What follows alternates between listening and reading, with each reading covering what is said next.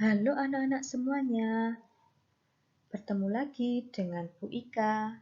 Hari ini kita akan belajar bersama-sama di tema 1 tentang pertumbuhan dan perkembangan makhluk hidup. Subtema 1, ciri-ciri makhluk hidup, pembelajaran kedua. Ayo anak-anak, kita langsung ke pembelajarannya bersama-sama.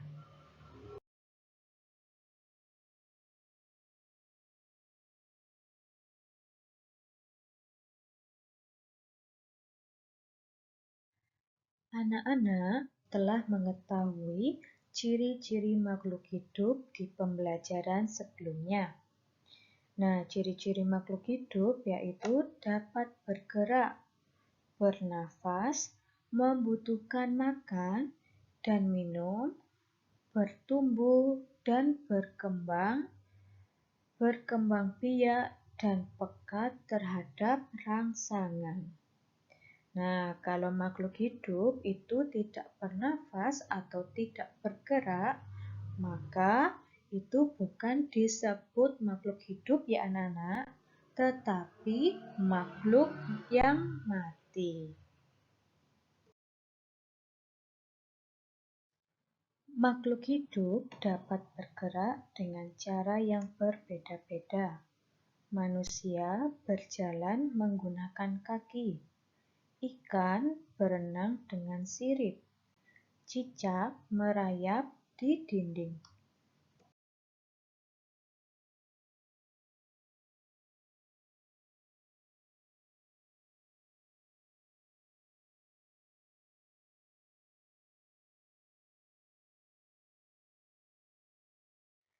Di sini, Bu Ika akan memberikan beberapa gambar, yaitu cara bergerak berbagai hewan.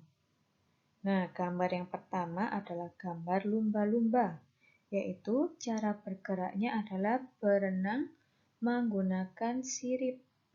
Sedangkan gambar yang kedua adalah lebah.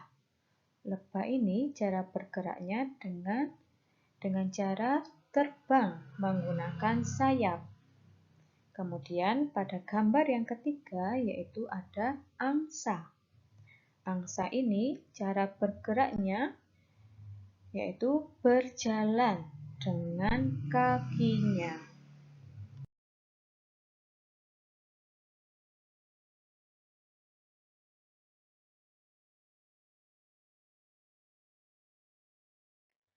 Anak-anak, apakah tumbuhan juga bergerak seperti manusia dan hewan?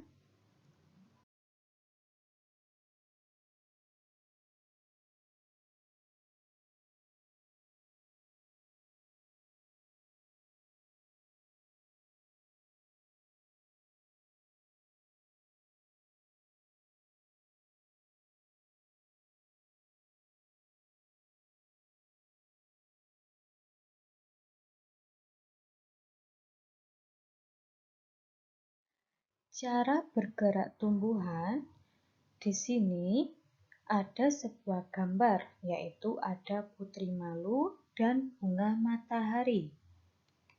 Nah, di sini Bu Ika akan memberitahu cara bergeraknya dari kedua tumbuhan yang sudah Bu Ika sebutkan tadi. Oke, sebelumnya Bu Ika akan memberikan cara bergerak tumbuhan. Nah, cara bergerak tumbuhan itu yaitu pucuk tumbuhan akan bergerak menuju ke arah datangnya sinar matahari. Nah, gerakan tersebut bertujuan untuk memperoleh sinar matahari atau untuk melindungi diri. Nah, anak-anak, sekarang Bu Ika akan mengajak anak-anak bagaimana sih cara bergerak tumbuhan pada putri malu. Nah, cara bergerak tumbuhan pada putri malu yaitu jika disentuh daunnya maka akan mengatup atau menutup. Demikian juga jika pada udara dingin atau saat malam hari. Nah, kalau daunnya tidak disentuh, maka daunnya akan seperti pada gambar. Itu ya anak-anak ya, cara bergerak pada tumbuhan putri malu. Kemudian, cara bergerak tumbuhan bunga matahari. Nah, bunga matahari bergerak sesuai dengan arah datangnya sinar matahari. Di pagi hari, bunga matahari ini menghadap ke arah timur. Sedangkan di tengah hari, bunga matahari menghadap ke atas. Kalau sore hari, bunga matahari ini akan menghadap ke barat. Nah, itu tadi 2 contoh tumbuhan dan cara bergeraknya.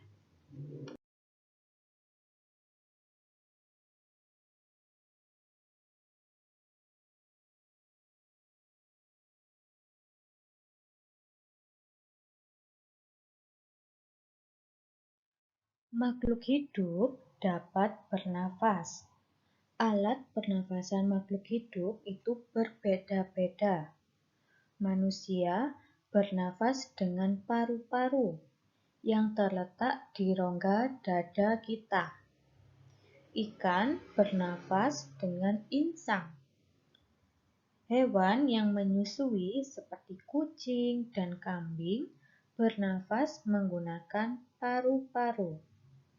Cacing bernafas menggunakan kulitnya. Tumbuhan juga mempunyai alat pernafasan. Udara masuk ke dalam tumbuhan melalui bawah daun, akar, dan batang.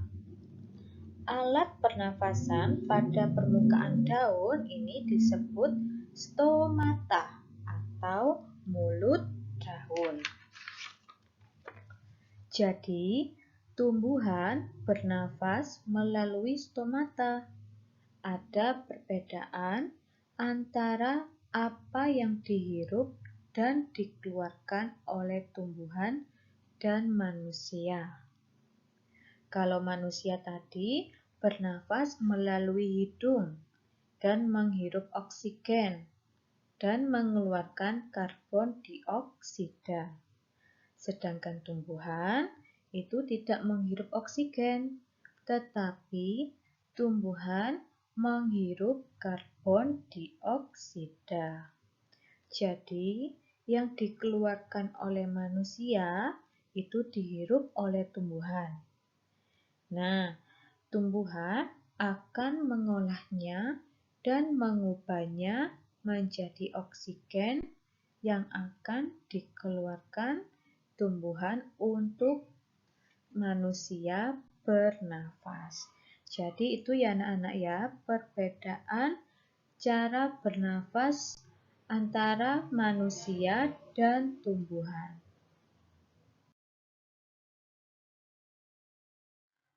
Makhluk hidup dapat tumbuh dan berkembang. Tumbuh artinya bertambah ukuran tinggi dan beratnya. Coba anak-anak ingat ketika kalian masih bayi. Kalian bandingkan dengan tinggi dan berat badan kalian yang sekarang. Tentunya pasti berbeda. Nah, anak-anak, berarti anak-anak mengalami namanya pertumbuhan. Pertumbuhan tinggi dan berat badan. Begitu juga dengan hewan. Contohnya ayam pada gambar.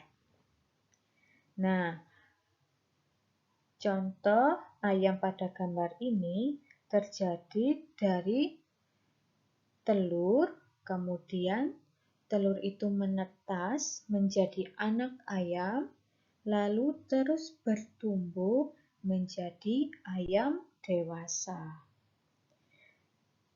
Jadi tidak hanya manusia dan hewan saja, tumbuhan juga mengalami pertumbuhan. yaitu awalnya dari biji. Kemudian bijinya keluar akar. Lalu keluarlah daun. Daun yang bertumbuh besar, tinggi. Lalu dapat berbuah.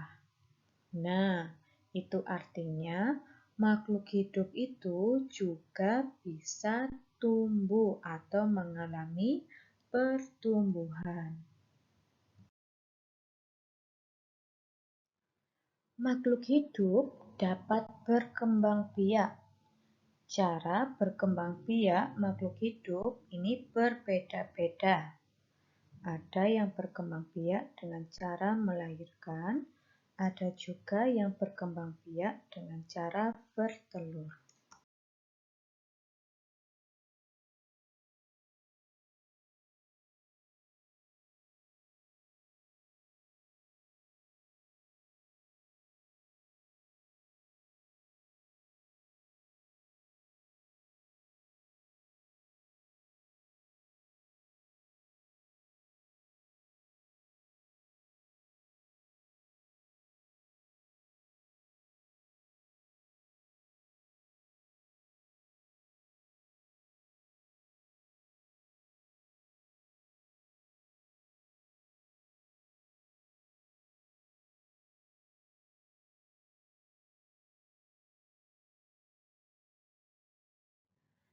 Berdasarkan cara perkembangbiakannya, hewan dikelompokkan sebagai berikut.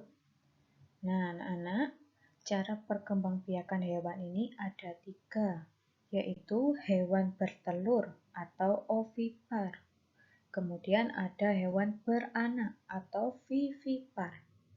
Dan yang ketiga adalah hewan bertelur dan beranak atau disebut juga ovovivipar. Nah, sekarang kita akan coba membahas dari ketiga kelompok tadi. Nah, yang pertama adalah ovipar atau hewan bertelur. Nah, hewan ini berkembang biaknya dengan cara bertelur. Contohnya yaitu ayam, itik, bebek, dan ikan, dan sebagainya. Kemudian ada vivipar. Nah, vivipar ini berkembang biak dengan cara beranak. Ciri hewan beranak yaitu induknya mengalami proses melahirkan. Contohnya ada sapi, kambing, dan kucing.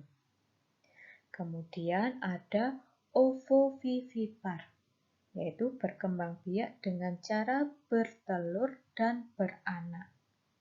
Nah, proses bertelur dan beranak ini berlangsung secara berurutan. Contohnya adalah ular, hiu, dan kuda laut. Jadi diingat-ingat ya anak-anak, cara perkembangbiakan hewan ini ada 3 kelompok, yaitu ada ovipar, vivipar, dan ovovivipar. Makhluk hidup peka terhadap rangsang. Kepekaan makhluk hidup terhadap rangsang ini berbeda-beda.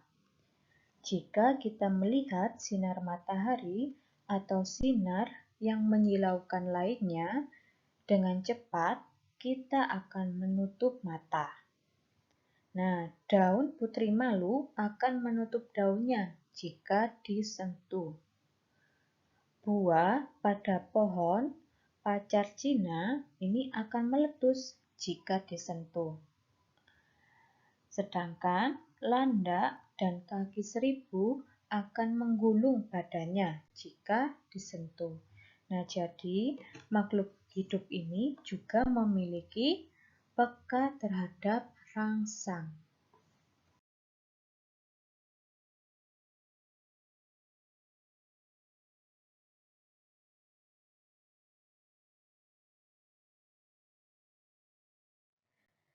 Semua makhluk hidup yang ada di dunia adalah ciptaan Tuhan. Keragaman cara bergerak makhluk hidup juga karena kekuasaan Tuhan. Semua itu adalah karunia Tuhan yang harus disyukuri. Menjaga kesehatan tubuh merupakan salah satu cara mensyukuri karunia Tuhan. Menghargai kemampuan teman yang lain juga merupakan bagian dari sikap syukur kepada Tuhan. Bersyukur kepada Tuhan termasuk pengamalan sila pertama Pancasila, yaitu ketuhanan yang Maha Esa.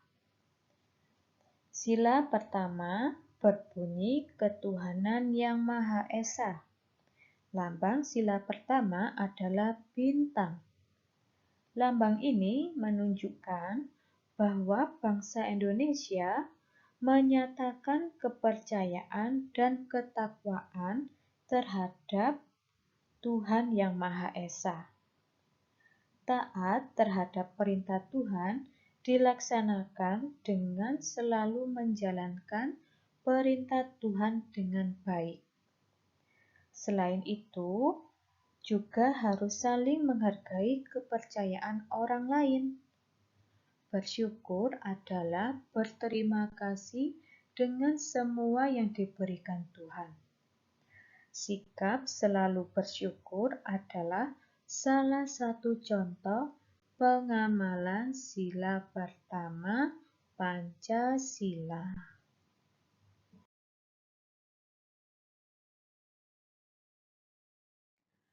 Garuda Pancasila adalah lambang negara Indonesia.